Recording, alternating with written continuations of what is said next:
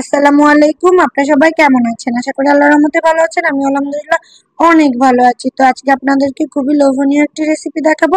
আশা করি আপনাদের অনেক ভালো লাগবে। তো এখানে হচ্ছে আমি একটা পাত্রে পর্যাপ্ত পরিমাণ পানি দিয়ে নিয়েছি। পানিটা গরম করে নিলাম। এই পর্যায়ে হচ্ছে 1 কাপ পরিমাণ পাস্তা দিয়ে নিয়েছি। আর সামান্য একটু তেল আর হচ্ছে লবণ দিয়ে নিলাম। তো এখানে আমি কোকোলা নুডলসটা দিব। তো ওটা হচ্ছে আমি এখানে 1 মুঠ ব্যবহার করব। তো ওখানে একটু আমি ভেঙে দিলাম। ভেঙে দিলে আমার মনে হয় এটা একটু বেশি ভালো হয়। তো আমি এ পর্যায়ে একটু নেড়ে দিব, নেড়ে এটাকে সিদ্ধ করে নিব। তো এ পর্যায়ে দেখবো সিদ্ধ হয়েছে কিনা। তো মাশাআল্লাহ, এই যে খুব সুন্দরভাবে সিদ্ধ হয়ে গেছে। এ পর্যায়ে হচ্ছে নামিয়ে নিব। তো নামিয়ে নিয়ে একদম ঠান্ডা পানি দিয়ে আমি এই নুডলসটা আমি ধুয়ে নিব। তো আর একটা প্যানে আমি এখানে পর্যাপ্ত পরিমাণ তেল দিয়ে নিয়েছি। আর হচ্ছে পেঁয়াজ কুচি আর মরিচ কুচি দিয়ে নিয়েছি। তো এখানে হচ্ছে আমি দুই তিনটার মতো হচ্ছে মরিচ দিয়ে নিলাম। আর হচ্ছে 2টার মতো পেঁয়াজ দিয়ে নিয়েছি। তো এটাকে আমি হালকা একটু বাদামি করে ভেজে নিব, খুব বেশি ভাজবো না। তো এ পর্যায়ে হচ্ছে আমি এখানে মুরগির মাংস দিয়ে দিলাম। তো আমি এখানে হাড্ডি ছাড়া মাংসটা দিয়ে নিয়েছি। তো এইটা দিলে আমার মনে হয় বেশি ভালো হয়। তো এ পর্যায়ে হচ্ছে আমি একটু নেড়ে নিব। তো লবণ দিয়ে নিলাম স্বাদ মতো। তো এটা দিয়ে আমি একটু ভালোভাবে নেড়ে দিব।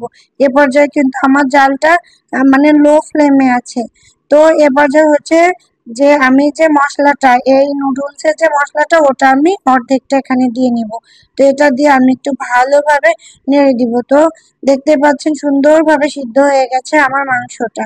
তো এখানে হচ্ছে আমি দুটো ডিম দিয়ে নিলাম। ডিমটা দিয়ে এখানে হচ্ছে আমি নেড়ে দিব, সুন্দরভাবে নেড়ে দিব। আর হচ্ছে একদম মানে ছোট ছোট করে টুকরো করে দিব। তো এভাবে করে দিলে হচ্ছে খুবই ভালো হয়। তো এ পর্যায়ে হচ্ছে যে আমি আগে থেকে যে নুডলসটা আর কি করে রেখেছিলাম, সিদ্ধ করে রেখেছিলাম, তো ওই নুডলসটা এ পর্যায়ে হচ্ছে আমি দিয়ে ভালোভাবে আমি নেড়ে দিব। তো এ পর্যায়ে যারা এখনো আমার পেজটিতে ফলো দেননি, তারা প্লিজ আমার পেজটিতে ফলো দিয়ে দিবেন। আর ইউটিউব থেকে দেখে থাকলে অবশ্যই সাবস্ক্রাইব করে দিবেন। লাইক কমেন্ট শেয়ার করতে একদম ভুলবেন না। তো এ পর্যায়ে হচ্ছে যে মশলাটা ছিল অর্ধেকটা, ওই অর্ধেকটা মশলা আমি এখানে দিয়ে নিলাম। আর হচ্ছে এখানে আমি টমেটো সসটা দিয়ে নিলাম।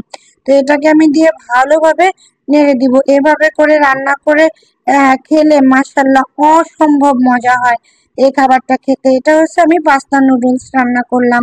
তো মাশাআল্লাহ খেতে অসম্ভব মজা হয়েছিল।